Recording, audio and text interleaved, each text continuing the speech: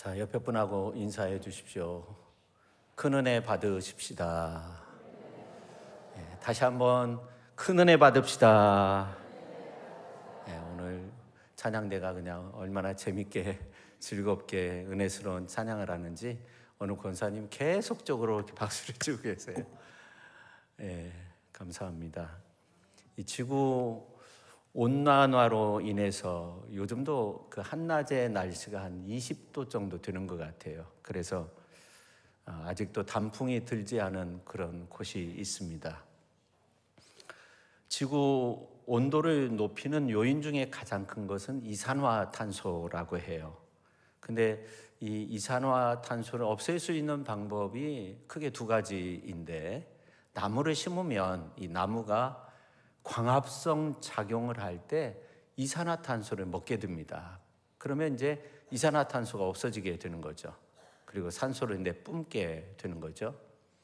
그리고 이제 또 한 가지 방법은 수소 원소하고 이산화탄소가 결합돼 가지고 물을 만들 수 있어요. 그럼 자동차 중에 이산화탄소를 없앨 수 있는 차는 수소차입니다. 3년 전에 크게 무리해서 수소차를 샀어요. 탈 때마다 너무나 감사했어요. 환경에도 좋지, 이산화탄소도 없애지, 데이터가 딱딱 나와요. 너무나 좋은 거예요.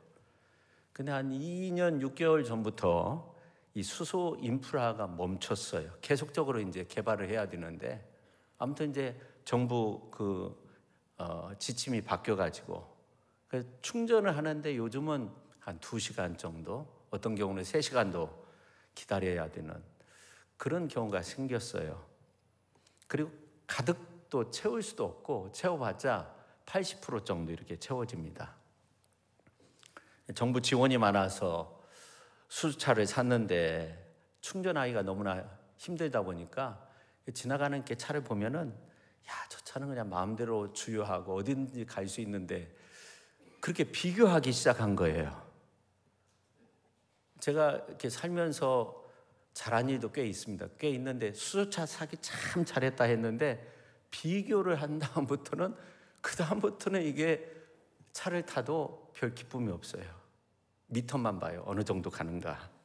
요즘 그냥 아예 좀 이렇게 멀리하는 경향이 있는데, 참 그래서 나도 모르게 감사가 사라졌어요.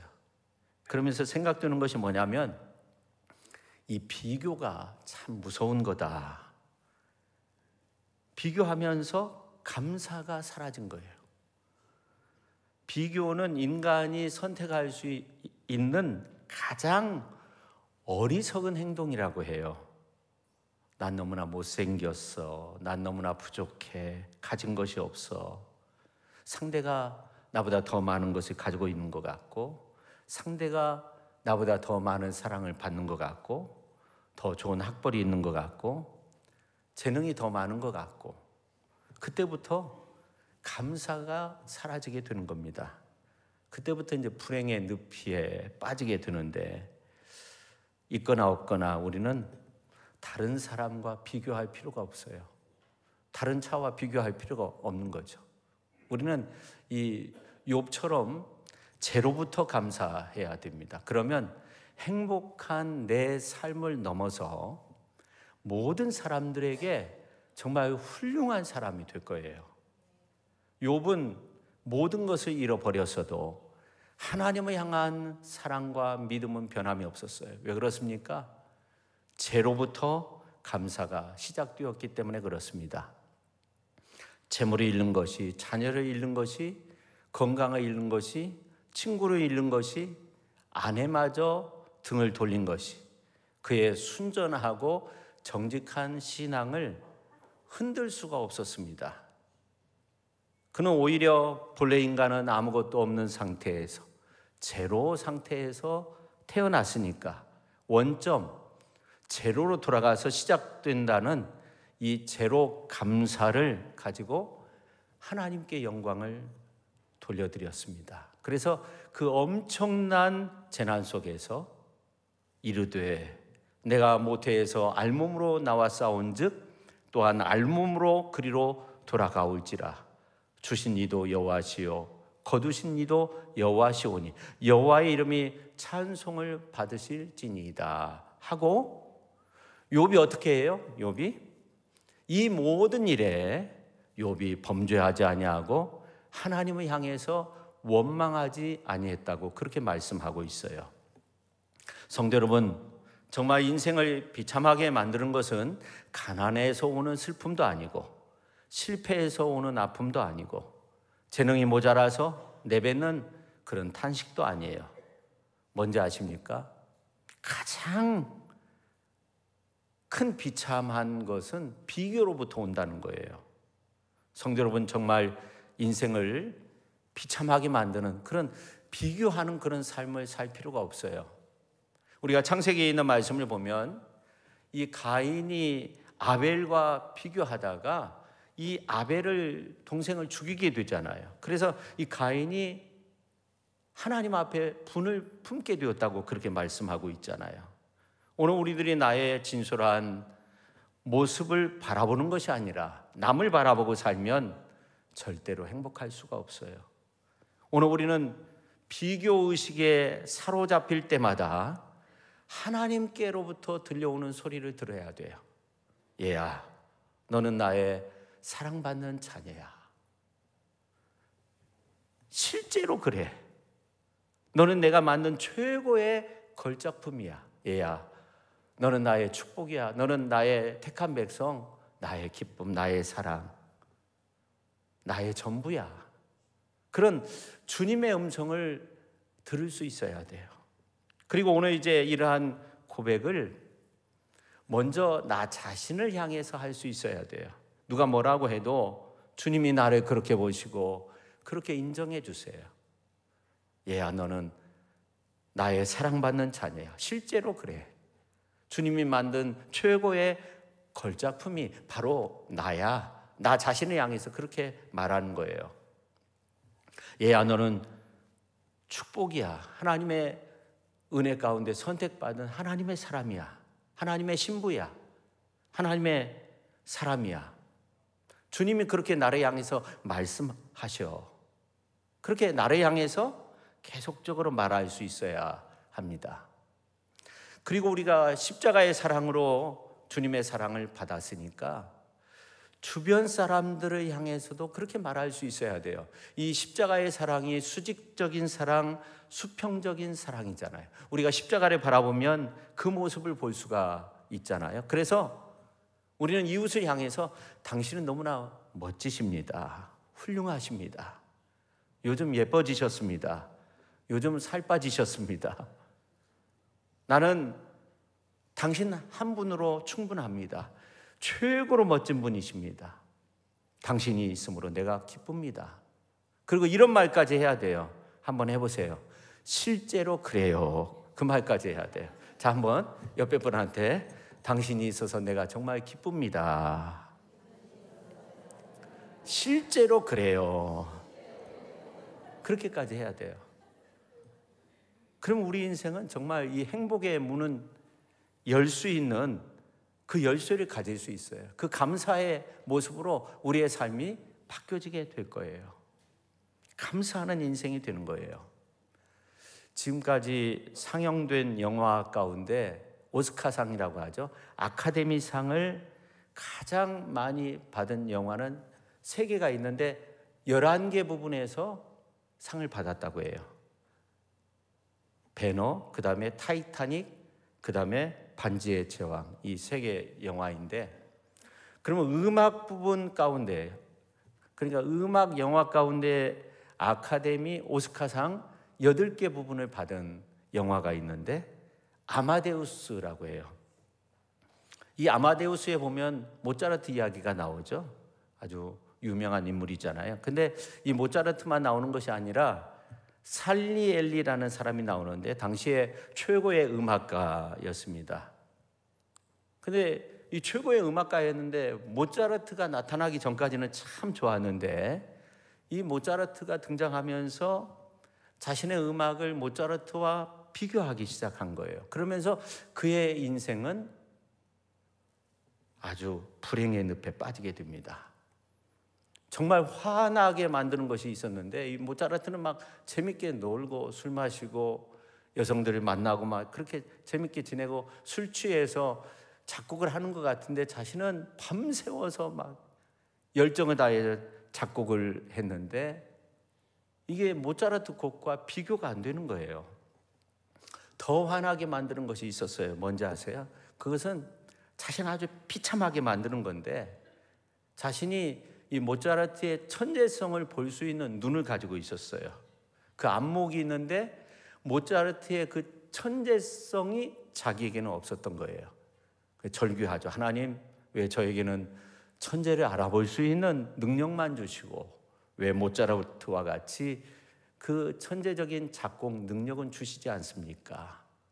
비교의식, 이것이 열등감을 만들었어요. 인생을 파멸로 치닫게 만들었어요. 그 당시 아주 유명한 작곡가였다고 합니다. 근데 다른 사람과 비교하기 시작하니까 불행해지기 시작한 거예요. 성도 여러분, 우리는 이 작은 것에 감사가 큰 행복을 가져온다는 사실을 꼭 기억해야 됩니다. 사실 우리가 이 감사에 눈 뜨면 감사의 조건은 그리 먼 데 있는 것이 아니에요. 아주 가까이에 있어요. 돌아보면 그래요. 모든 것이 감사한 거예요. 따뜻한 가정이 있고, 의지할 형제 자매가 있고, 일할 직장이 있고, 일용할 양식이 있고, 옷을 입을 수 있는 의복이 있고, 자연의 아름다움을 느낄 수 있고, 마음껏 하나님을 찬양할 수 있고, 예배드릴 수 있는 교회가 있고, 사랑을 나눌 성도가 있고, 마음 편하게 와서 이렇게 예배드릴 수 있는 그 교회가 있고, 감사한 거죠. 이 모든 것이 감사의 조건이 되는 겁니다. 특별히 내가 하나님 앞에서 구원받은 이 사실, 감사의 조건이 되죠. 그리고 우리가 당하는 어떤 환난, 시험조차도 감사의 눈으로 바라보면 내게 유익한 하나님의 선물이 된다는 거예요. 왜냐하면 하나님은 모든 환난과 고통 속에 정금과 같은 보화를 숨겨놓고 계시기 때문에 그렇습니다. 그러면 성경 속에 나온 인물 가운데 오늘 우리와 아주 비슷한 그런 조건 속에 살았던 사람들은 누구고, 그 가운데서 정말 하나님 앞에 감사드렸던 사람들은 누군가, 어떻게 감사했는가, 이러한 것들을 살펴보며 함께 은혜를 나누고자 합니다. 제가 지난번 유튜브를 이렇게 보니까 AI 시대 인생 망쳤다, 그런 제목이 이렇게 뜨는데, 그런 사람들이 늘어나고 있는데, 그런 사람들이 어떤 사람이냐면 프로그램을 개발하는 사람들이에요. 근데 AI가 요즘 프로그램 개발까지 한다는 거예요. 아주 수재들이죠. 이런 사람들이 나는 인생 망쳤다 이렇게 생각하는 그런 시대가 되었는데, 이러한 시대에 저는 성경에서 우리와 비슷한 상황 속에 있었던 인물들을 살펴보고 과연 그들은 어떻게 감사하면서 살았는지 우리가 한번 배워보도록 하겠습니다. 첫째는 누굴까요? 하박국 선지자의 감사 생활입니다. 이 하박국 선지자가 선지자로 활동하였던 시기는 남유다 그 왕국 말기였어요. 그러니까 기원전 한 7세기경 되는데, 이 하박국서에 있는 말씀을 보면 여러 가지 환난 가운데 굳건히 한 분만을 붙들고, 하나님만을 붙들고, 어떤 환경 속에서도 하나님이 숨겨놓은 아주 소중한 보화를 찾았던 사람이 나오는데, 그게 하박국 선지자입니다. 그래서 이 하박국 선지자의 이야기를 살펴보면 일상에서조차 감사하지 못하는 우리의 부끄러운 모습들을 보게 되는데, 왜냐하면 하박국 선지자는 민족이 패망하는 그 재난의 두려움 속에서, 그 환난 속에서 하나님 앞에 감사를 드리고 있기 때문에 그렇습니다. 하박국 선지자가 활동할 그 당시엔 엄청난 전쟁이 엄습하는 그런 상황이었어요. 강한 바벨론이 유다 나라를 침공하게 되는 그러한 상황이었어요. 그런 소식을 접한 가운데 하박국 선지자는 이렇게 고백합니다. 하박국서 3장 16절 말씀을 보면 알 수 있는데, 우리가 같이 한번 읽어볼까요? 내가 들었으므로 내 창자가 흔들려 그 목소리로 말미암아 내 입술이 떨렸도다. 무리가 우리를 치러 올라오는 환난 날을 내가 기다림으로 썩이는 것이 내 뼈에 들어왔으며 내 몸은 내 처소에서 떨리는도다. 이 하박국 선지자의 마음은 전쟁의 공포로 사로잡혀서 이 창자가 흔들리고 뼈가 썩는 그러한 느낌을 가졌어요. 전쟁으로 온 나라 온 민족이 쑥대밭이 되고 성전이 다 무너져 내리고 수많은 백성이 아비규환의 그 상황 속에 빠뜨려질 그 모습을 생각하자 너무나도 괴로워서 견딜 수가 없었던 거예요. 그래서 이 하박국 선지자는 하나님 앞에 기도하고 또 기도해요. 주여, 왜 우리가 이러한 고통과 환난 가운데 있어야 됩니까? 하박국 선지자는 그 환난의 이유를 이해할 수 없었어요. 그래서 하나님 앞에 기도하고 또 기도했어요. 그리고 또 기도하니까 그 기도가 바뀌었어요. 감사의 기도로 바뀌었어요. 나무는 가뭄에 더욱더 뿌리가 깊어진다고 해요. 겨울에 찬바람에 더욱더 단단해진다고 해요. 불볕더위를 견뎌야만이 아름다운 열매를 맺을 수 있다고 합니다. 어머니는 해산의 그 고통을 통해서 자녀에 대한 그 깊은 사랑을 느끼게 된다고 합니다. 부부는 함께 환난과 시련을 겪어야만이 더 깊은 일체감을 가지게 된다고 합니다. 그렇습니다. 어려운 일 당할 때 오히려 시련은 우리에게 인내를 주는 거예요. 인내는 우리에게 연단을 주는 거예요. 연단은 우리에게 소망을 가져다 주는 거예요. 그리고 소망은 우리에게 감사를 주는 거예요. 하박국 선지자는 이 환난을 통해서 아주 심지가 견고한 감사의 신앙을 가지게 된 겁니다. 오히려 환난과 시련의 때에 감사의 노래를 배우게 되었어요. 그게 오늘 우리 할렐루야 찬양대가 찬양드린 그 내용이에요.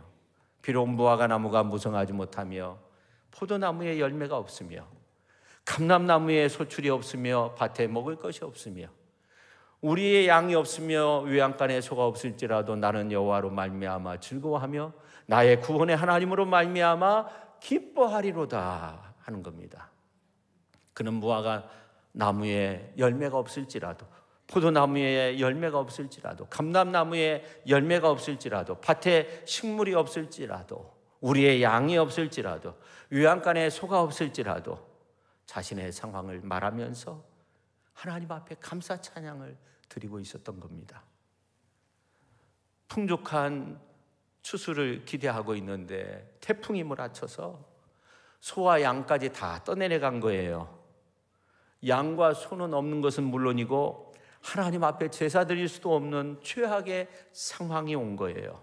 전쟁의 위험, 의식주의 궁핍, 예배의 위기, 정치적인 위기, 경제적 위기, 종교적 위기, 어느 것 하나 희망이 보이지 않는 절망적 분위기였습니다. 하박국은 주저앉아 통곡하고 땅을 치면서 하나님을 원망하고 싶었습니다. 그러나 이런 우울한 상황에서 그는 어떻게 했습니까? 그 섭섭한 마음, 원망, 불평, 의심을 다 내어쫓고 하나님 앞에 감사 찬양을 드리고 있는 겁니다. 그 끔찍한 상황에서 눈물겨운 고백을 하는 거예요. 하나님, 저에게는 이제 아무것도 없습니다. 고기, 과일 고사하고 밥을 지어 먹을 쌀도 없습니다. 바닥이 났습니다. 채소도 떨어졌습니다. 그렇지만 하나님에 대한 그 감사는 저는 포기할 수 없습니다. 다음과 같이 기도한 거죠. 그래서 기쁨만이 아니라 슬픔 속에도 감사하겠습니다. 성공만 아니라 실패도 감사하겠습니다. 희망뿐만 아니라 절망도 감사하겠습니다. 그래서 이런 노래가 나온 거 아니에요? 날 구원하신 주 감사, 모든 것 주신 감사, 지난 추억 인해 감사, 주 내 곁에 계시네. 향기로운 봄철에 감사, 외로운 가을날 감사, 사라진 눈물도 감사, 나의 영혼 평안해. 길가의 장미꽃 감사, 장미꽃 가시 감사, 따스한 사랑의 가정, 일용할 양식 감사, 기쁨과 슬픔도 감사, 하늘 평안을 감사, 내일의 희망을 감사, 영원토록 감사해. 그는 하나님으로 인해서, 여호와로 인해서 감사했습니다.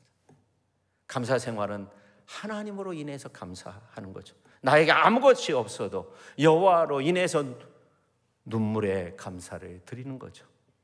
왜냐하면 여호와께 감사하라. 그는 선하시며 그 인자하심이 영원하기 때문에 그렇습니다. 하나님에겐 선한 거 아닌 것이 없어요.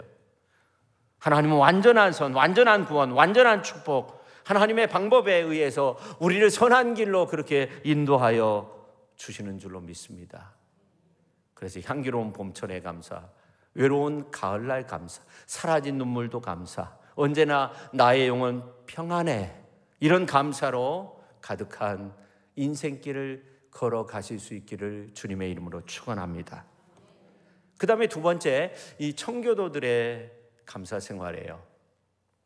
지난 주일 11월 3일 날, 지난 주일에 미국에서 40년간 목회하고 돌아오신 저의 지인을 이렇게 만났어요.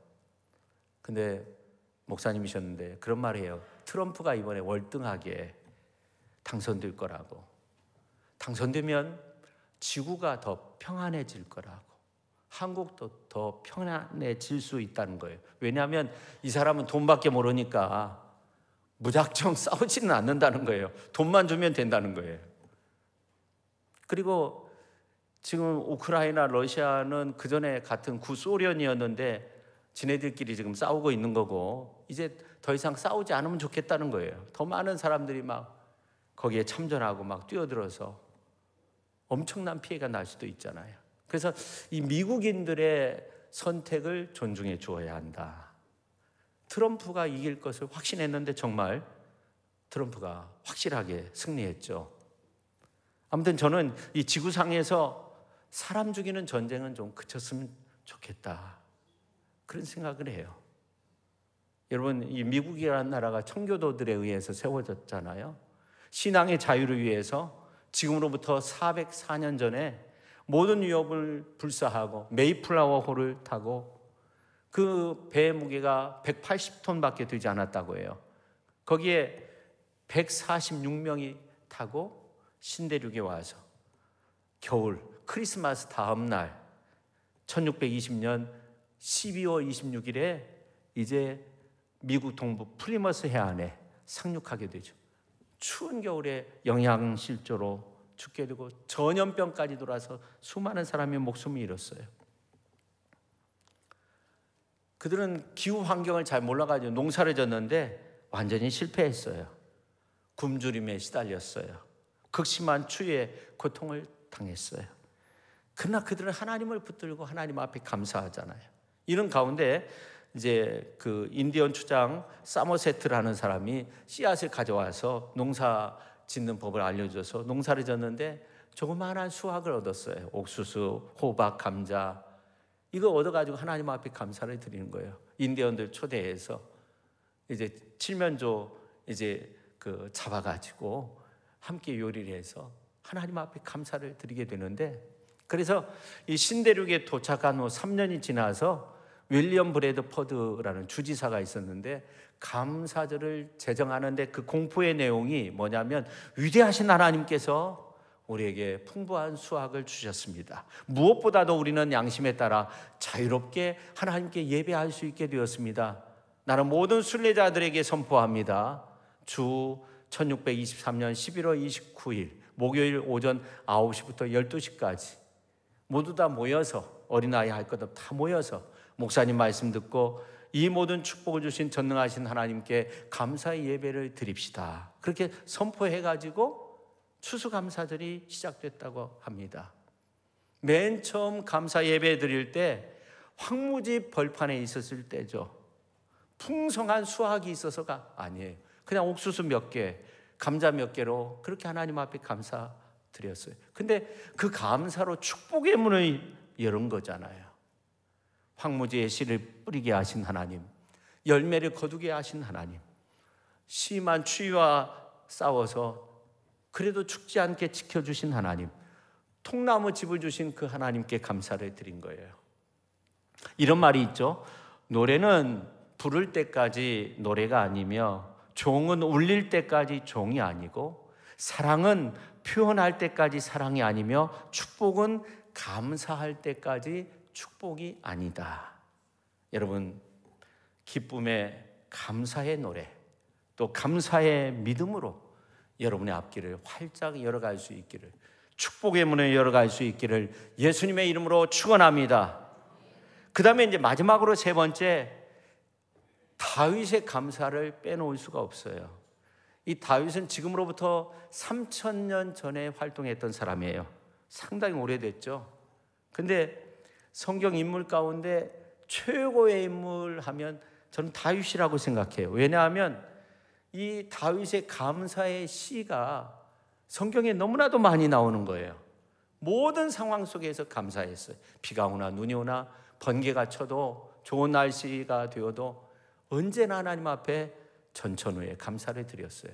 우리가 다윗을 말할 때 그가 누렸던 풍요, 부귀 영화, 이러한 것들을 생각할 수 있어요. 어렸을 때부터 그가 정말 시를 지었기 때문에 정말 풍요로운 삶을 살지 않았나 그렇게 생각할 수 있지만 그렇지 않습니다. 막내로 태어나서 형들 눈치 보며 양떼를 혼자 지켰던 그런 일도 많이 있었고, 그러다가 이제 사무엘 선지자에 의해서 기름 부음을 받으니까 인생 역전이 되는가 했는데 10년이 넘게 가시밭길 걷잖아요. 자신을 죽이기 위해서 이 사울 왕이 정말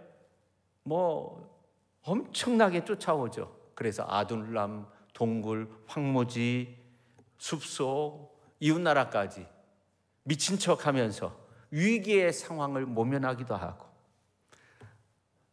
압살롬의 그 반역으로 인해서 오랜 기간 동안 쫓겨다니기도 하고, 그러나 이러한 극심한 역경과 고난 속에서 다윗은 자신을 다스리면서 늘 감사의 기도, 감사로 하나님 앞에 영광을 올려드리는 그런 삶을 살았어요.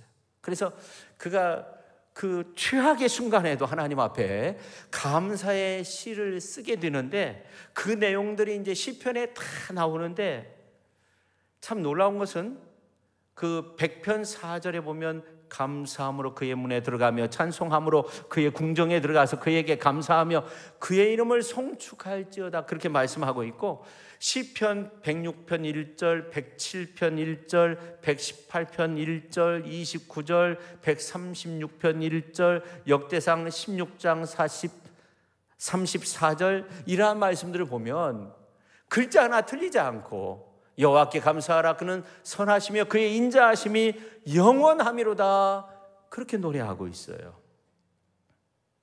그렇게 하나님 앞에 어려움 속에서도 하나님을 찬양하니까 하나님께서 다윗을 향해서 내 마음의 합한 자라고 그런 놀라운 칭호를 주시잖아요. 최고의 칭찬을 들었던 것은 그가 어떤 상황 속에서도 어떤 여건 속에서도 전천후 감사를 드렸기 때문에 그렇습니다.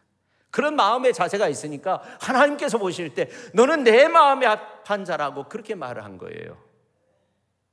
다윗은 부족한 목동인 자신을 부르시고 기름 부으셔서 왕으로 삼으시고 백향목 왕궁에 거하게 하시고, 그 은혜를 생각할 때 너무나도 감사해서 시를 쓰는데 그 내용이 시편 116편 12절 14절에 나와 있는데, 여호와께서 내게 주신 모든 은혜를 내가 여호와께 무엇으로 보답할까? 내가 구원의 잔을 들고 여호와의 이름을 부르며 여호와의 모든 백성 앞에서 나는 나의 소원을 여호와께 갚으리로다, 그런 놀라운 시를 썼어요.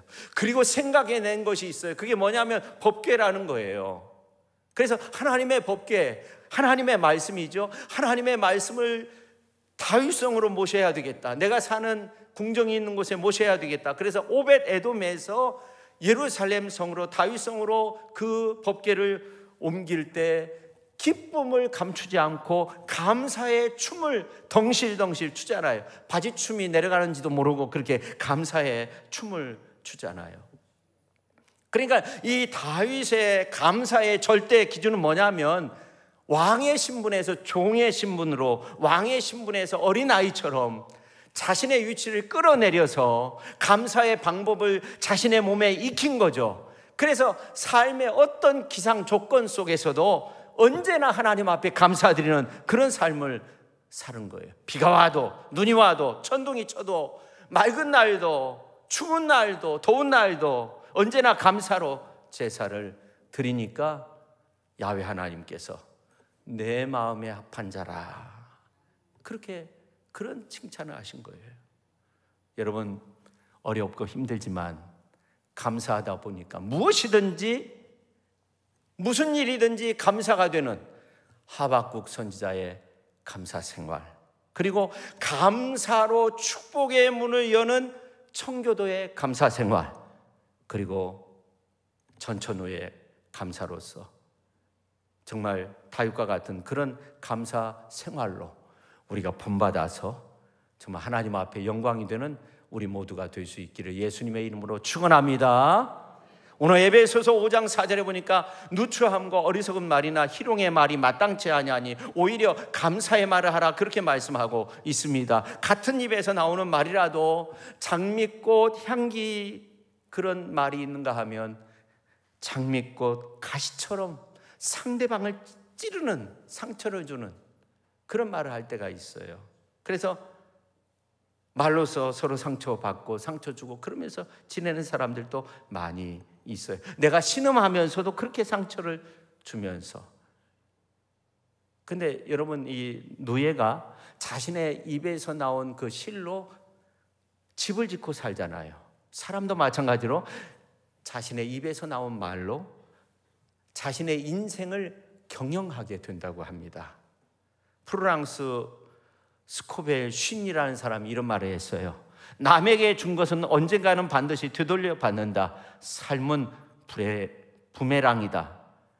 우리의 생각, 말, 행동은 언제가 될지는 모르지만 틀림없이 되돌려 받는다. 그리고 그것들은 희한하게도 우리 자신을 명중시킨다. 부메랑 어때요? 던지면 어때요? 희한하게 돌아오잖아요. 여러분, 감사의 말로, 감사로 축복의 삶을 사실 수 있기를 예수님의 이름으로 축원합니다. 감사하면 감사의 조건이 오는 거예요. 감사로 승리하시기를 바랍니다. 기도하겠습니다. 하나님 아버지, 오늘 우리가 하나님 앞에 감사함으로, 그리고 나 자신을 향해서 감사의 말을 하고 또 이웃을 향해서 감사의 말을 함으로 감사의 조건으로 가득 찬, 그리고 감사의 조건이 더 많아지는 감사의 삶으로 승리하는 우리 모두가 되게 하여 주옵소서. 예수님의 이름으로 기도하옵나이다. 아멘.